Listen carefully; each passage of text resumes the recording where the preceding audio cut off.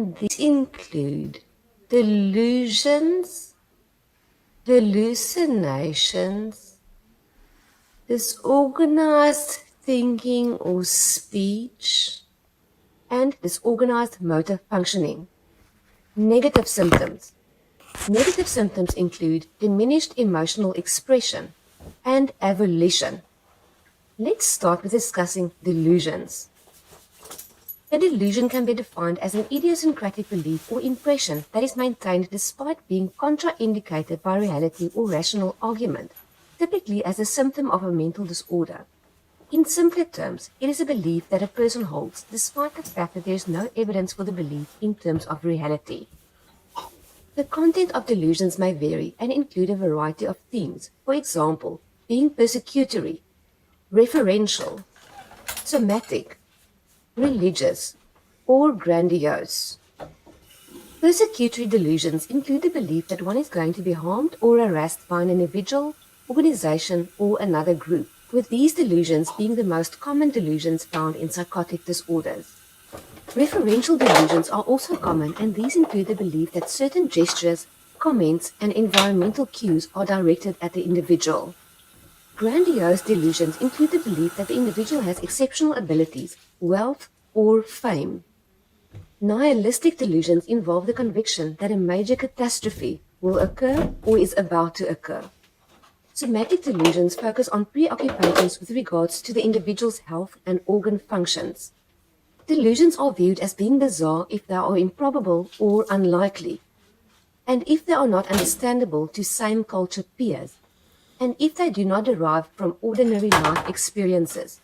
An example of a bizarre delusion is the belief that an outside force has removed one's internal organs and replaced them with someone else's organs without leaving any wounds or scars. An example of a non-bizarre delusion is the belief that one is under surveillance by the police, despite a lack of convincing evidence. It would be made a point where a person can be under the surveillance of the police. However, sufficient evidence is necessary to harvest such a belief. Other common delusions that express a loss over body or mind are generally considered to be bizarre. Examples of such delusions expressing a loss over body or mind include the belief that one's thoughts have been removed by an outside force, thought withdrawal, that alien forces have placed thoughts in one's mind, called thought insertion, or that one's body or actions are being acted on or manipulated by another outside force, which is called delusions of control.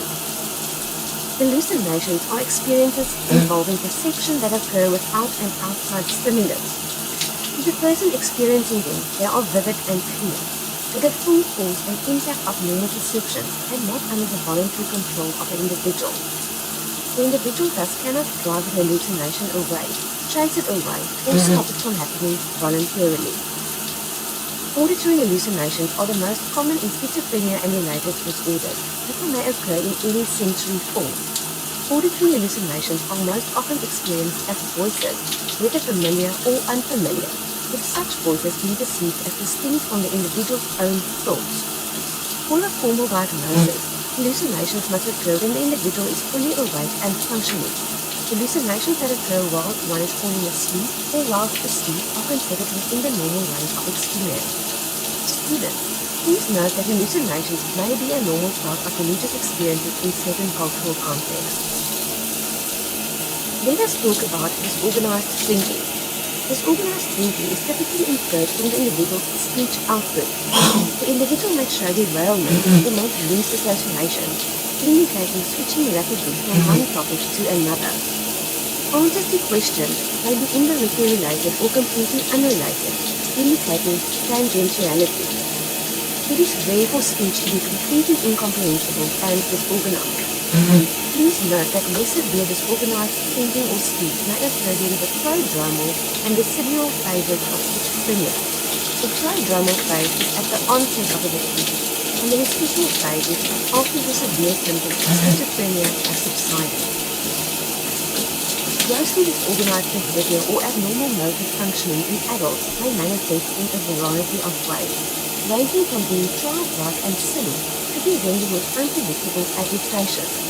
Symptoms may be noted in any form of goal-directed behavior, leading to difficulties in performing daily activities.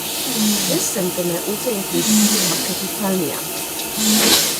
Catatonic behavior can be explained as a marked decrease in reactivity to the environment. This can range from resisting to instruction, which is negativism, to maintaining a rigid, inappropriate, or bizarre posture, to complete lack of verbal and motor responses, such as mutism and stupor. Stupor can be defined as a state of being near unconsciousness or insensibility.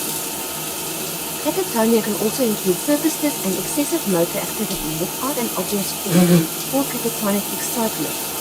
Other features of catatonia include repeated stereotyped movements, staring, grimacing, and the echoing of speech.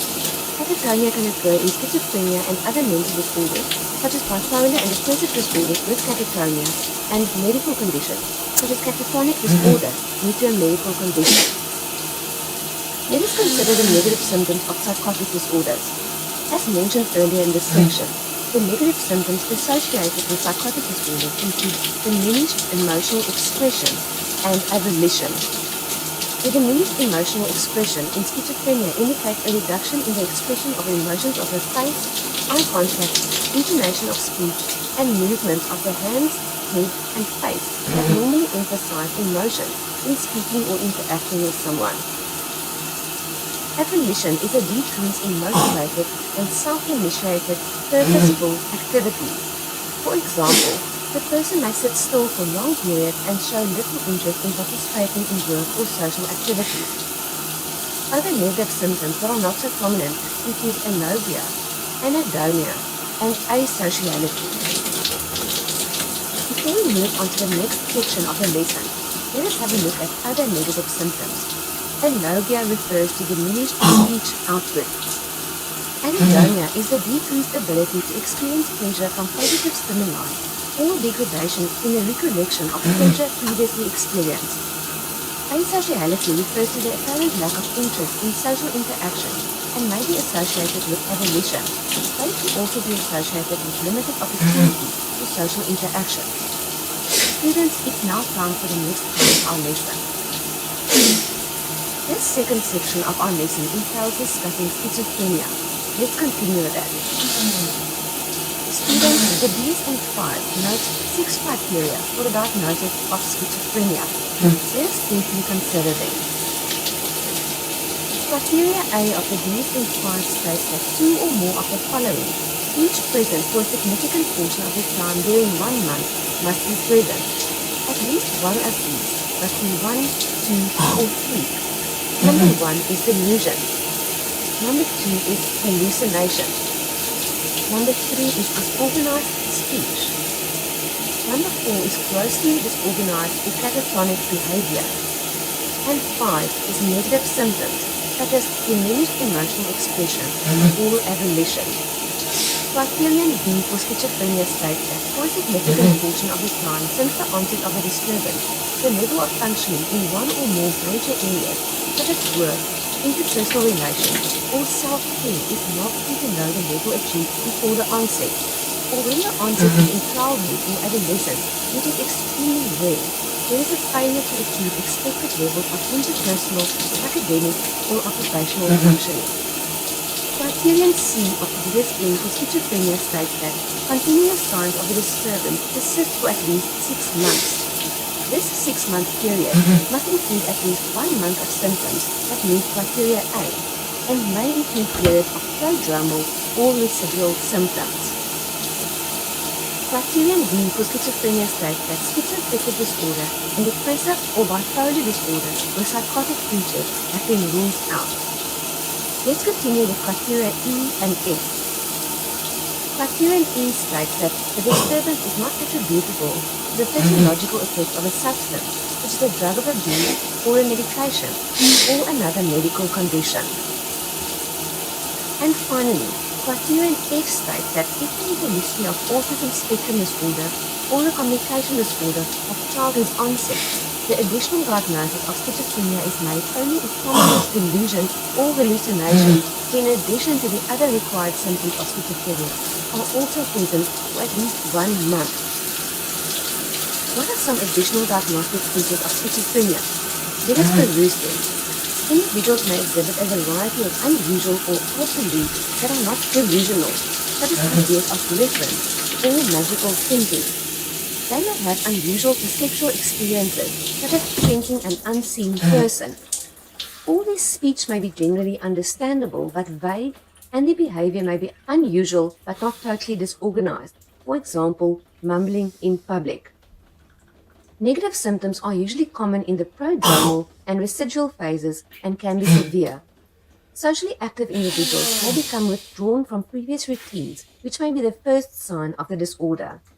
Students, let us view the associated features that support the diagnosis for schizophrenia on the next few slides.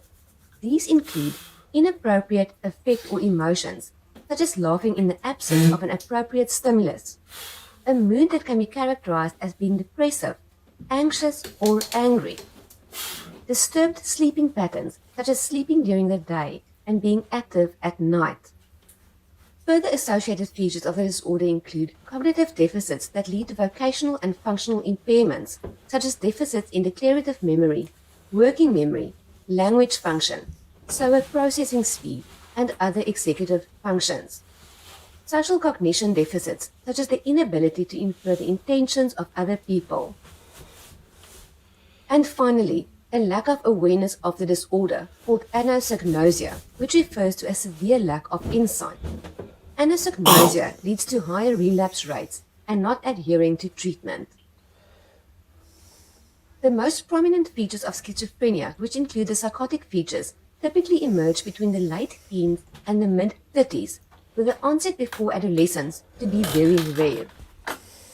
The onset may be abrupt or insidious. However, the majority of individuals manifest with a slow and gradual development of a variety of clinically significant signs and symptoms. Half of these individuals generally report depressive symptoms. Impaired cognition is common, and alterations in cognition are present during the development and precede the emergence of psychosis, taking the form of stable cognitive impairments during adulthood. Cognitive impairments may persist when other symptoms are in remission and contribute significantly to the disability of the disease. What are the factors that contribute to the development of schizophrenia? Strong evidence suggests that schizophrenia is a biological disease of the brain, together with a disorder being heritable and genetic in nature.